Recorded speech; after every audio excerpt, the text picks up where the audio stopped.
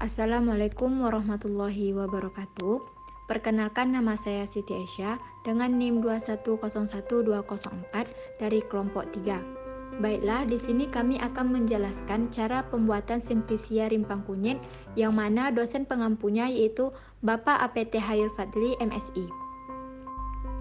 Yang mana anggota dari kelompok 3A ini yaitu ada Amanda Putri Pratiwi, Fakjatul Jannah, Ristifa Alidia, Sabrina, Siti Aisyah yaitu saya sendiri, dan Ferentilita Azahra. Baiklah, di sini terdapat tahapan pembuatan simplisia yang mana akan dijelaskan oleh rekan-rekan saya sebagai berikut. Yang pertama, pengumpulan bahan baku kadar senyawa aktif dalam suatu simplisia berbeda-beda antara lain tergantung pada bagian tanaman yang digunakan, umur tanaman atau bagian tanaman pada saat panen, waktu panen, dan lingkungan tempat tumbuh. Waktu panen sangat erat hubungannya dengan pembentukan senyawa aktif di dalam bagian tanaman yang akan dipanen. Waktu panen yang tepat pada saat bagian tanaman tersebut mengandung senyawa aktif dalam jumlah yang tersebar. Senyawa aktif terbentuk secara maksimal di dalam bagian tanaman pada umur tertentu. Di samping waktu panen yang dikaitkan dengan umur, perlu diperhatikan pula saat panen dalam sehari. Dengan demikian, untuk menentukan waktu panen dalam sehari, perlu dipertimbangkan stabilitas kimiawi dan fisik senyawa aktif dalam simplisia terhadap panas sinar matahari. Selanjutnya, sortasi basah. Sortasi basah dilakukan untuk memisahkan kotoran-kotoran atau bahan-bahan asing lainnya dari bahan simplisia. Misalnya pada simplisia yang dibuat dari akar suatu tanaman obat, bahan-bahan asing seperti tanah, kerikil, rumput, batang, daun, akar yang telah rusak, serta pengotoran lainnya yang harus dibuang. Tanah mengandung bermacam-macam mikroba dalam jumlah yang tinggi. Oleh karena itu, pembersihan simplisia dari tanah yang terikut dapat mengurangi jumlah mikroba awal. 3. Pencucian. Pencucian dilakukan untuk menghilangkan tanah dan pengotoran lainnya yang melekat pada bahan simplisia. Pencucian dilakukan dengan air bersih. Misalnya air dari mata air sumur atau air pam. Cara sortasi dan pencucian sangat mempengaruhi jenis dan jumlah mikroba awal simplisia. Misalnya, jika air yang digunakan untuk pencucian kotor, maka jumlah mikroba pada permukaan bahan simplisia dapat bertambah, dan air yang terdapat pada permukaan bahan tersebut dapat mempercepat pertumbuhan mikroba. Akar, batang, atau buah dapat pula dilakukan pengupasan kulit luarnya untuk mengurangi jumlah mikroba awal karena sebagian besar jumlah mikroba biasanya terdapat pada permukaan bahan simplisia. Selanjutnya yaitu proses perajangan. Beberapa jenis bahan simplisia perlu mengalami proses perajangan. Proses ini dilakukan untuk mempermudah proses pengeringan, pengepakan, dan penggilingan. Perajangan dapat dilakukan dengan pisau atau dengan alat mesin perajang khusus sehingga diperoleh irisan yang tipis atau potongan dengan ukuran yang dikehendaki. Sebagai contohnya yaitu ada suatu alat yang disebut rasingkong, yang mana ini merupakan perajang singkong yang dapat digunakan untuk merajang singkong atau bahan lainnya sampai ketebalan 3 mm atau lebih.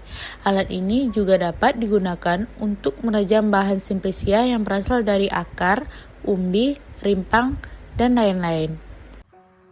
5. Pengeringan.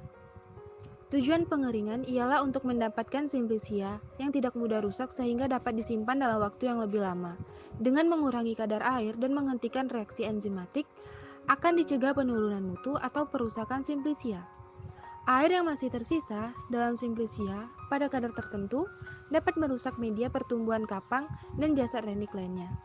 Enzim tertentu dalam sel masih dapat bekerja menguraikan senyawa aktif sesaat setelah sel mati dan selama bahan simplisia tersebut masih mengandung kadar air tertentu. Pada tumbuhan yang masih hidup, pertumbuhan kapang dan reaksi enzimatik yang merusak ini tidak terjadi karena adanya keseimbangan antara proses-proses metabolisme, yakni proses sintesis, transformasi, dan penggunaan isi sel. Keseimbangan ini hilang segera setelah sel tumbuhan mati. Pengeringan simplisia dilakukan dengan menggunakan metode kering, yaitu metode kering angin, dan menggunakan suatu alat pengeringan seperti oven dan lain-lainnya.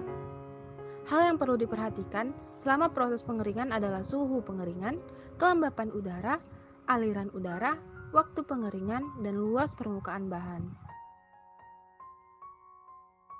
Selanjutnya yang keenam, yaitu sortasi kering. Sortasi setelah pengeringan sebenarnya merupakan tahap akhir pembuatan simplisia. Tujuan sortasi untuk memisahkan benda-benda asing seperti bagian-bagian tanaman yang tidak diinginkan dan pengotoran-pengotoran lainnya yang masih ada atau tertinggal pada simplisia kering. Tahap selanjutnya yaitu penghalusan. Penghalusan simplisia bertujuan untuk memperluas permukaan partikel simplisia sehingga semakin besar kontak permukaan partikel simplisia dengan pelarut dan mempermudah penetrasi pelarut ke dalam simplisia sehingga dapat menarik senyawa-senyawa dari simplisia lebih banyak. Adapun proses penghalusan pada kali ini dapat dilakukan dengan menggunakan blender. Selanjutnya, pengayakan serbuk. Tujuan dilakukannya pengayakan agar ukuran partikel bersifat homogen, di mana homogenitas partikel ini merupakan parameter utama yang akan mempengaruhi keseragaman tahap ekstraksi bahan aktif, yang tergantung pada kecepatan difusi zat aktif serbuk atau simplisia menuju pelarut. Selanjutnya pengepakan. Cara pengemasan simplisia bergantung pada jenis dan tujuan penggunaan pengemasan. Wadah harus bersifat tidak beracun dan tidak bereaksi atau inert dengan isinya, sehingga tidak menyebabkan terjadinya reaksi serta penyimpangan warna, bau, rasa, dan sebagainya pada simplisia. Yang ke-10 ada pemeriksaan mutu. Pada pemeriksaan mutu simplisia, pemeriksaan dilakukan dengan cara organoleptik, makroskopik, cara mikroskopik, dan atau cara kimia.